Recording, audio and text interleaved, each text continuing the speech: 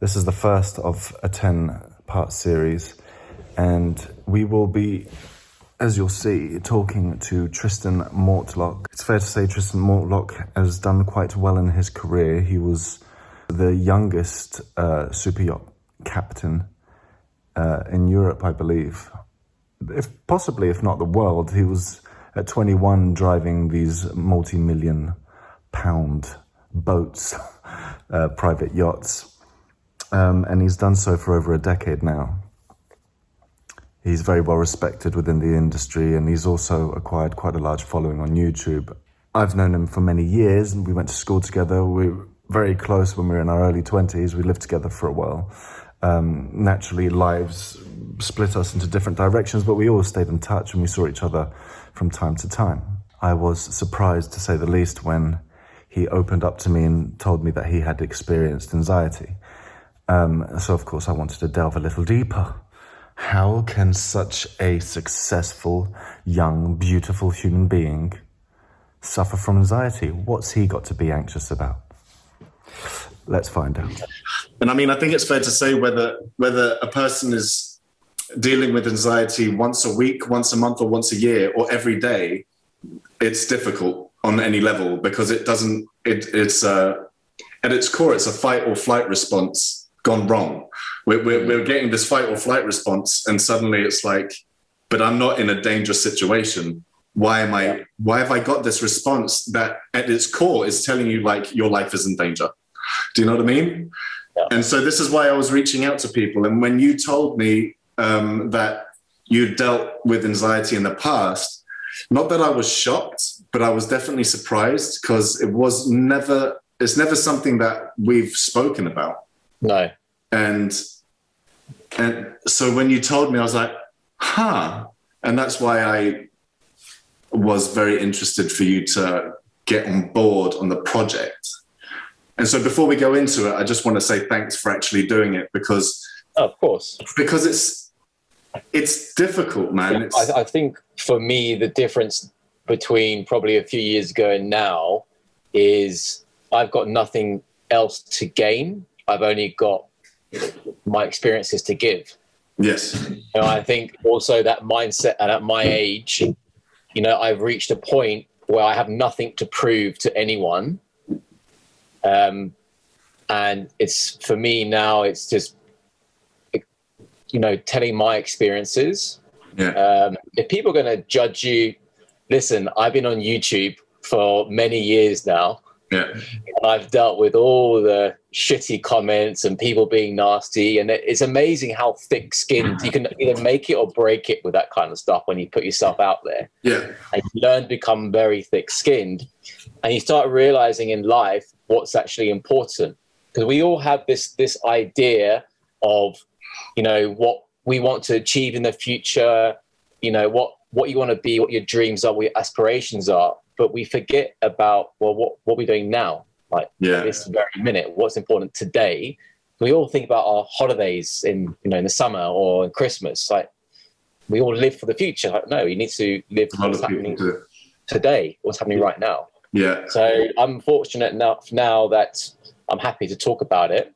It's, dealing with anxiety, it's not always a negative thing. Okay. And what I mean by that, from my own experience, is it's hard, but it's made me more productive. In what way? Sorry? In what way? So my anxiety really came, I was suffering really badly in 2017, 2018. Okay. And it was always, I always got it. Probably falling asleep for me was never an issue. It was staying asleep. I'd fall asleep normal time, I'd say around 10 p.m., but I'll wake up at like 1:30, 2 in the morning. Yeah. And as soon as I'm awake, my head just starts thinking about stuff. And then I start worrying inside. And I can't stop that worry until I resolve the problem. And the problem is irrelevant. Right. It's not an important problem. It's the smallest little thing. It can be work. It's mostly work related. Yeah. And until I've solved that issue, I can't go back to sleep. I need to do it right then. Yeah. You know, it's really bizarre. People don't understand it, and things like what I've noticed over the years, things like our devices are terrible for anxiety. Yeah. It is awful because you are accessible 24 hours a day, 7 days a week, right? So, for example, what I do here on board with work, we've got a company that deals with us that are based in the States. Yeah. So I'll be getting emails at midnight, 1, 2, 3 in the morning when they're still at work. And I can't relax until I've responded to all emails. Right. You know, so you get that notification thing on your messages. So you get 1, 2, 3, 4. Yeah. Like I see my brother's emails. He's got like 3,000 unread emails. Yeah. The maximum you ever see on my phone will be 4 or 5. If I don't read them, I can't relax. Interesting. It's terrible. It's so bad. But that's why I'm so productive. Yeah, but it's better now. Back in 2017, 2018, I was really bad. Really bad. Now I can manage it. So can you pinpoint a reason why it was worse back then than it is now? Was it something that was slowly getting worse, or did something trigger it to get really... I mean, I think it's a combination of things. I think probably back then I was probably drinking more alcohol than I should have been. Right. I'm not saying I was getting drunk, but after work we'll have 2 or 3 beers. Okay, but it'll be 2 or 3 beers every night. You're not, so with dinner and things like that. And then I realized, then I stopped that, and I thought, okay, that's actually better that I don't have 2 or 3 beers. Let's rather have 2 or 3 beers on a Friday and the rest of the week don't drink at all. Yeah. But it's also when I first got this job on this boat, would have been my first year. So I jumped into the deep end. When I took over the boat I'm on now, from a work point of view, nobody taught me. Nobody gave me what was called a handover. Yeah. I went from what we call a 60 gross ton boat to a 308 gross ton boat. It's a massive jump. So a huge responsibility on my shoulders. Right. And then the hard thing, really, doing what I do, the hardest thing is people management. Yeah. So I went from managing, there was, 2, 3 of us, to managing a team of 8 people in different departments on board, all living and working together in a very confined space. Yeah. But then over time, I've learned, although at midnight you're sending emails, you're being productive, you're not as productive the next morning because you haven't slept. So what do? You can silence your phone. Now you've got sleep mode on your phone where you don't receive emails, and so if I've not got that bing, I'm not getting that feeling to answer. So you were aware of it when it was happening. You were like, you could objectify it and say, this is giving me anxiety. Yeah. I had that feeling in my chest. Yeah. That worry, that sinking worry about nothing. There was nothing to worry about. It was irrelevant. It was nobody was going to get hurt. It wasn't the end of the world. But the way I felt, that's how I felt inside. It's like, if I don't get this done, that feeling itself made you like, that's exhausting in itself, right? When you've got all the responsibilities, you've got people depending on you, you've got a boss, you've got, a high profile job, and then you're not sleeping properly. Exactly. So did you ever? But from there you get physical problems as well. So from there, I had many years ago, I had a neck injury from lifting a very heavy battery. Okay. And over the years, I saw chiropractors and masseuses. And whenever the anxiety got really bad, I'd start getting lots of pains in my neck and my back. And I'm on interview at the moment.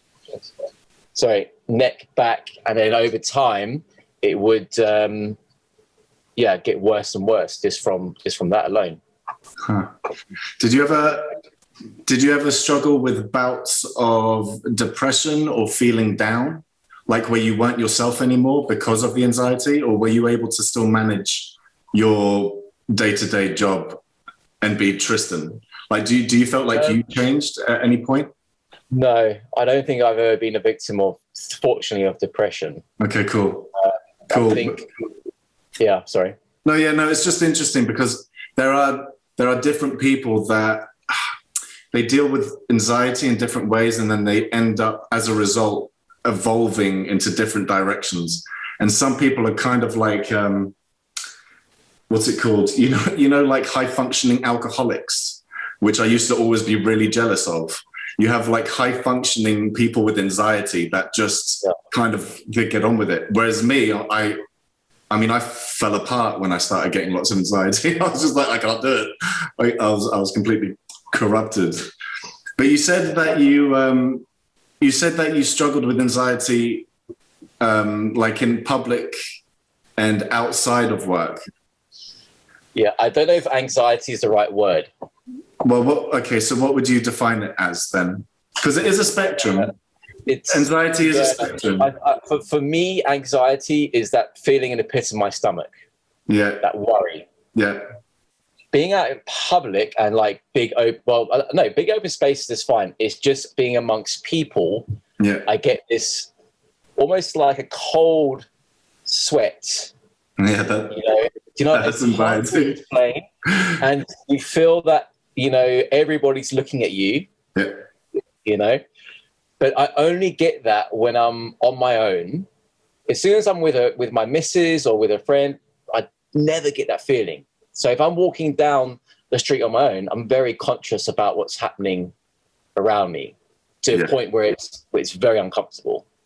And when did that start? When were you aware that? I've probably always had it. Yeah. I think. I'm pretty sure I have. And you always find like my missus, she loves going to concerts and outdoor events.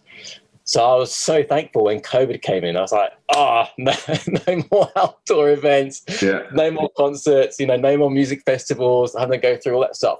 But it's interesting because if I was to then go to one of those events, and I would comfortably go, but I have to have one or two drinks before getting there. Definitely. I think a lot of us are like that. It's a weird thing because I know I'm feeling that way and I know there's nothing wrong about what's happening around me. Yeah. But it's a thing you can't control. So you got to learn just to get on with it. What's your aim? Okay, you need to go to the shops and get, I don't know, new headphones or something. That whole planning is that, in my mind, all I want to do at that stage is either go with my missus or get back home out of that situation as soon as possible. Okay, so... But let me finish. But also, I think it's also to do with the public, people in public. They can be quite irritating a lot of the time. Yeah. Especially when they've got no consideration for other people, or like say you're walking down the street, right, and you've got people in front of you, they just stop right in front of you to look at, and no consideration what's around them, and immediately I'll get frustrated, infuriated. I get angry, like just what are you? Like it's just. I mean, if you can imagine, you're already in a headspace where you're slightly on edge anyway. It's not going to take much to trigger you. You recognize that you've had it maybe all your life so far. Yeah. If you could, would you remove it? If someone gave you a fucking book and said, right, here you go, this is how you get rid of that social anxiety or fear or uncomfortable feeling or whatever you want to call it. If you could look at strategies to get rid of that, is it enough of a deal for you to want to sort it out? Do you see it as something that needs to be fixed? No, because I've managed to get by. I'm 35 now. Yeah. It's not had a negative impact on my relationships with my family, with my friends, with my wife. I think in life, everybody has their demons. We all do. All humans, in one way or another, have their demons. Yeah. And it's how we deal with it. It won't stop me from going out and going to the shops or getting stuff done, but I won't feel comfortable doing it. But there's certain things I'll be very happy to do, and other people will be uncomfortable doing it. Yeah. No, definitely. So I guess. So you've come to terms with the fact that this is something that's going to stick with you. Yeah, I think so. Okay. I think so. But again, like I said before, going back to the anxiety thing, would I change that? And again, I don't know if I would, because of how productive I was during. I still get it now, but it's not as bad as it used to be. And it's what makes me productive, because I don't feel better until I've done it. Does that make sense? Yeah, it does make sense. So it does make sense. I've sorted it, say it's paperwork for the boat, or I need to get contracts done, or I need to make a payment. Until it's done, I can't relax, I can't sleep, and then when it's done, my job's done. I'm doing my job. I mean, if you really think about the reason why you get that feeling when the jobs need to get done, can you see why you have it? Do you know why? Do you know why you have it? I probably care too much. Care too much about what? About getting things done, getting it done. Yeah. I don't want to let people down. I care, maybe because I care too much about letting people down. Maybe. Well, I think you're probably right. Vader, please fuck off. So is it... Okay, don't get triggered by these words. I'm just using them, right? But is it a fear of people being disappointed with you? Is it a fear of people... Possibly. Yeah? Because it will come from a fear of something for it to have such a reaction. I think I have a very high expectation of myself. Yeah. And I probably put the own pressure on myself. I think as a friend, I think you're right. I think the pressure is definitely you putting it on yourself, because you've always excelled at what you've done. So from an outsider point of view, even as a close friend, I would never have thought, oh, he's not doing very well for himself or anything like that. But I guess you've put that pressure on yourself to get there. Yeah. And so maybe now that you're coming to like an end of a chapter, maybe that's why you don't get it as much, because you're like, oh, well, I've done that. But so with your next chapter, right, with everything going forward after this season or next season, I don't know. This season, yeah. Are you predicting to have those same feelings when you've got new responsibilities? I haven't thought about it. Oh, thanks. Now you've triggered a whole new thing of anxiety. Love it. Imagine if you're gonna be filming with another YouTuber tomorrow at 6 o'clock. Are you gonna have new worries now that everything has to be right? Or are you gonna be able to relax a little bit because it's yours? I think on the next chapter, the only person I've got to rely on is myself. Yeah. Maybe not. Maybe it'll be the opposite. Maybe I'll just say, not do anything. Fuck it. Yeah. That's a good question. I've not actually thought about it, to be honest, but we'll see. But I'm just, I don't know what it is. I put maybe too much pressure on myself, but I'm always seeking the next bigger and better thing to do. Yeah. Again, it's me. It's nobody else putting pressure on me. Nobody. It's just me wanting to do it. And I think the anxiety comes with that. It's part of it. It's what makes you or makes me get my goals. I accepted it. Yeah. I believe that you could easily, well, not easily. I think that you can put the pressure on yourself and be hard on yourself and yet not have the anxiety. Possibly.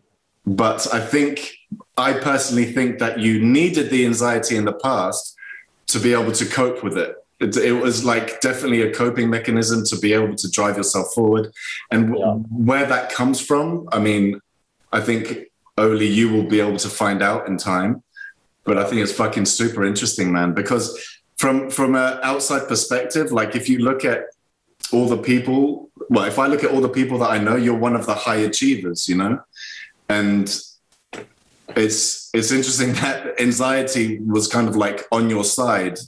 It seems like you appreciate what anxiety did for you looking back.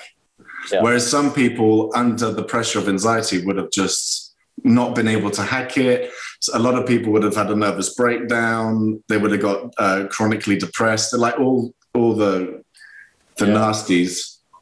Well, I went through that phase. I was probably getting, on a lucky night, 2.5, 3 hours of sleep for months on end. Really? I know a lot of people don't get sleep, and then just working through it, and then I don't know, one day I just managed to get into a normal routine again.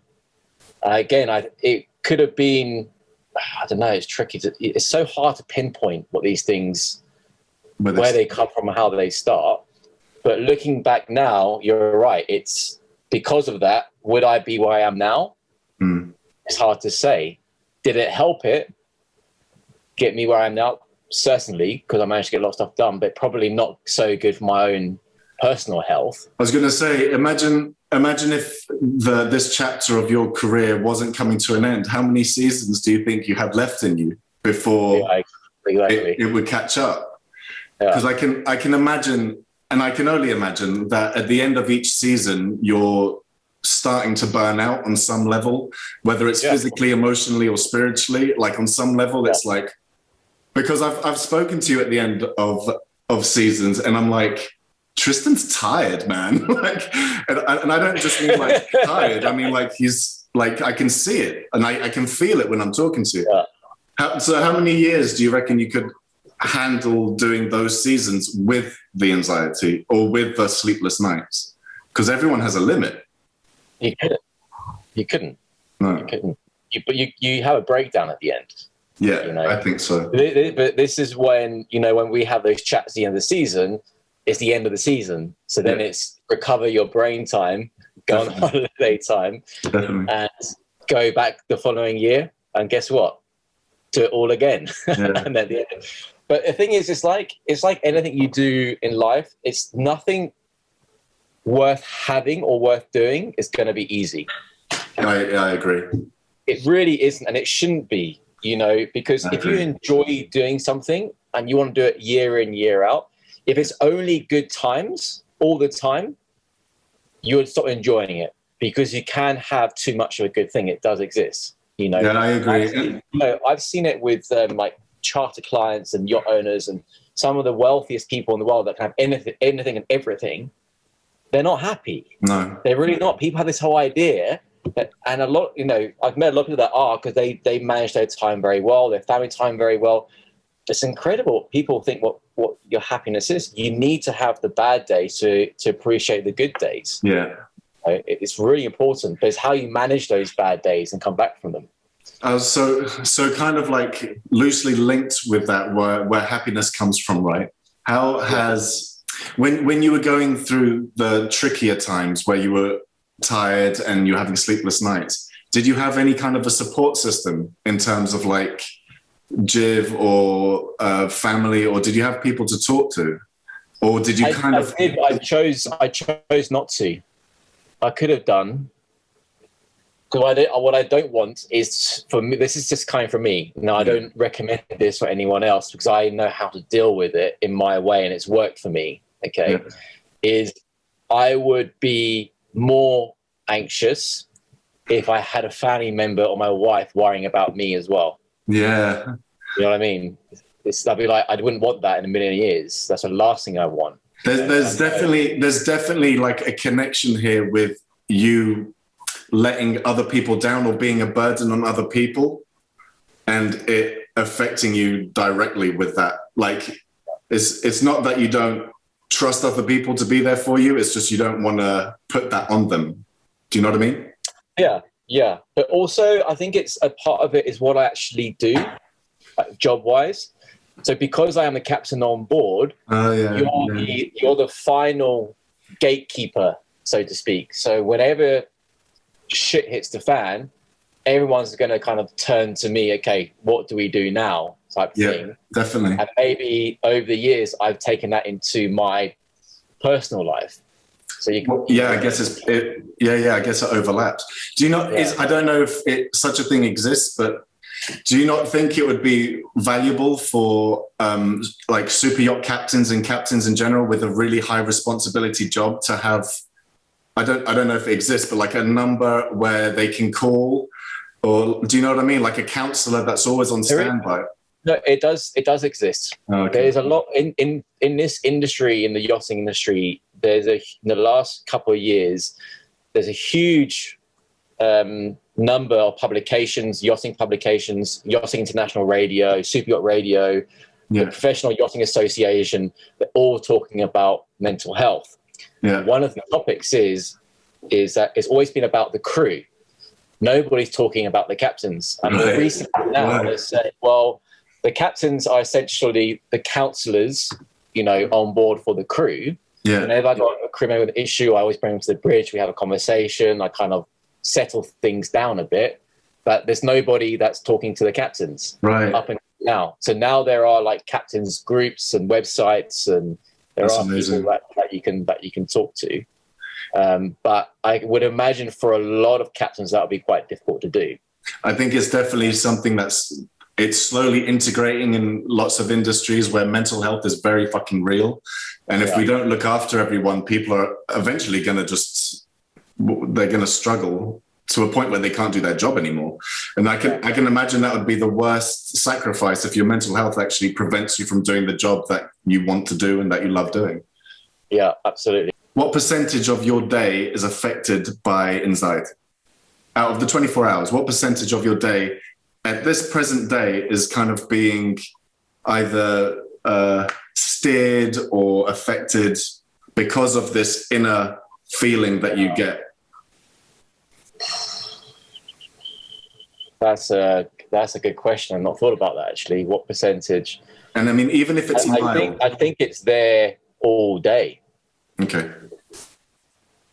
And I don't mean like in a bad way. I mean you're always on. Like today, for example, has been an exceptionally busy day. Yeah. There's a lot of going back and forth. I've done I think over 45 emails a day. Plus we've had surveys, lots of work going on at the moment.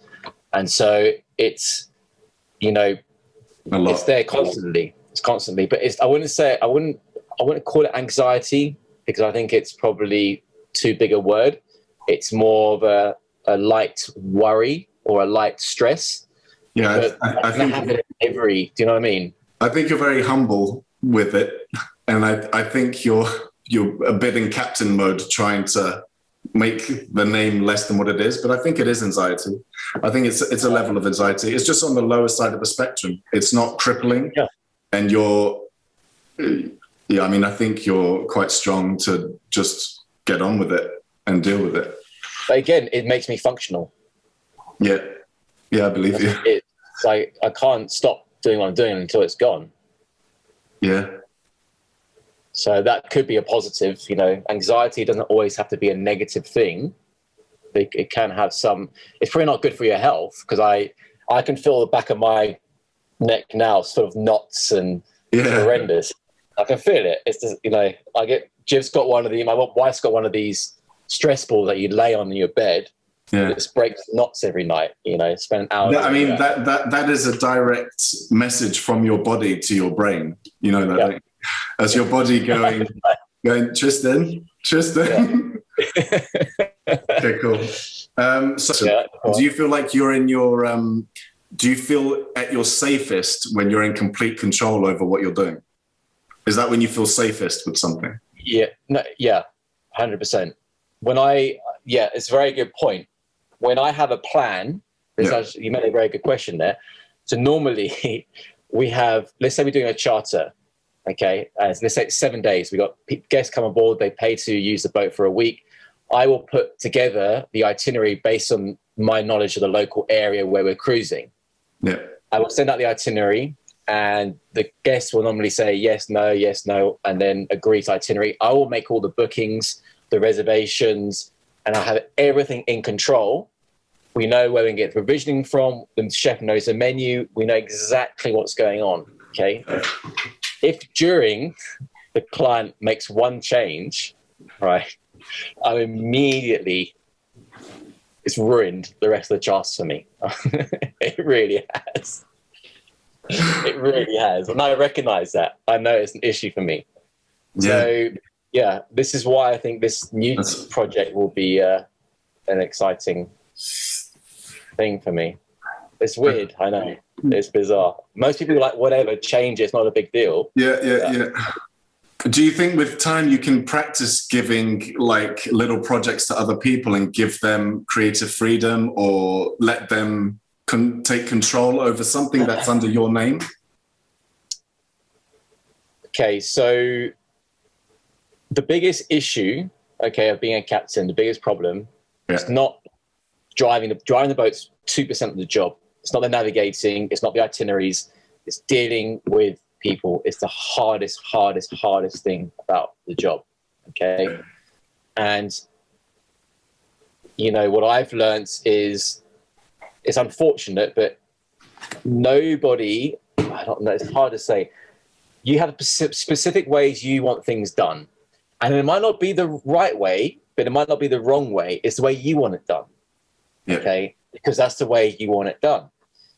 When you're giving that job to other people, they might do it in a perfectly fine way that works, but it's not in the way you want it. Right. So that's my problem. I'm like, God, you've done a job, but it's not the way I wanted it. Yeah. But it still works. It's not like it's not working. It's still done. And that's why I want full control of what I want to do. Nobody has an impact, and you're not dealing with other people's, like I was saying on board here, you're the counselor.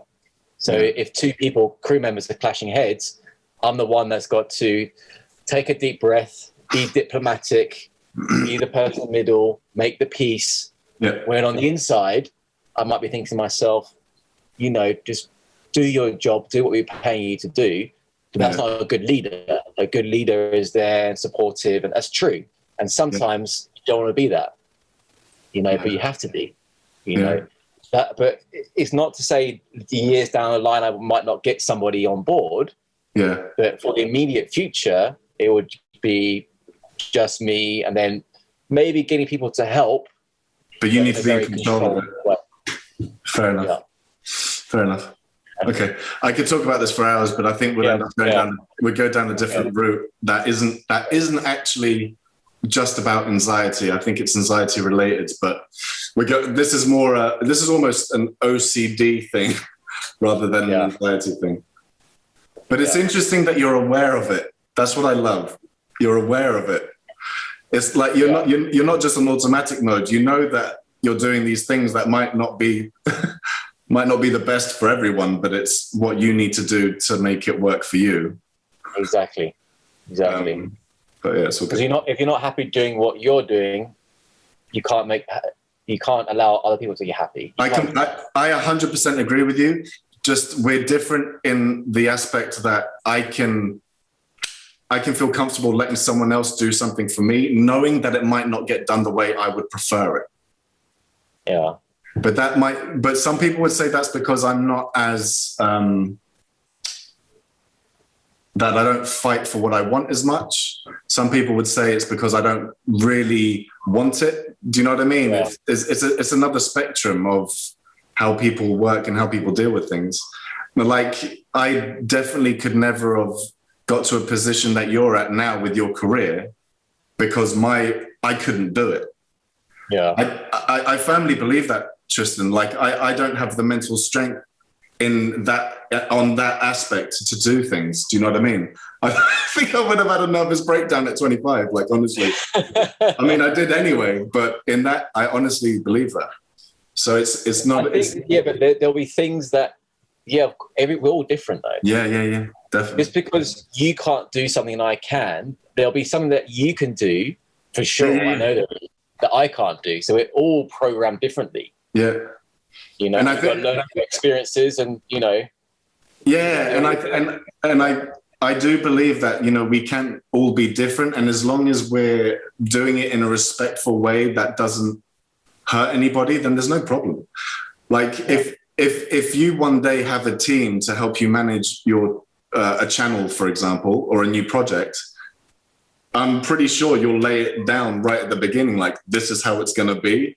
There is not 1% for flexibility, and that's it. Yeah. But I mean, and that's it. And if you don't want to be on board, that's cool. Like, Yeah, but listen to what you're saying though, because how hard is it going to be to have a team that want to work with you where you don't give them any creativity? it's going to be hard. It's going to be hard. But it exists. I mean, a lot of people in the industry. That's the thing. Are they going to be happy doing that? Well, that's the question you need to ask yourself. I will be happy. They won't be. I'll be happy because I'm getting exactly what I want. It depends where your values lie. I mean, if the values are that you need it, you know how you want something done, and you know that if you need 10 people to get it done that way, at the expense of their happiness, but you know it's about the project, then it's about the project. Yeah, that's where the value is, and then they can walk away from it and do something else or not. Like, it's where your value lies. I'm new employees every 2-3 months, mate. Yeah, I mean, some people do. Some people do. Yeah. Okay. All right. Thank you, Tristan. Thank you. Thank you so much, man. No, thanks for having me, mate. I'll speak to you soon. Take care. Cheers, buddy. Ciao, ciao. Bye.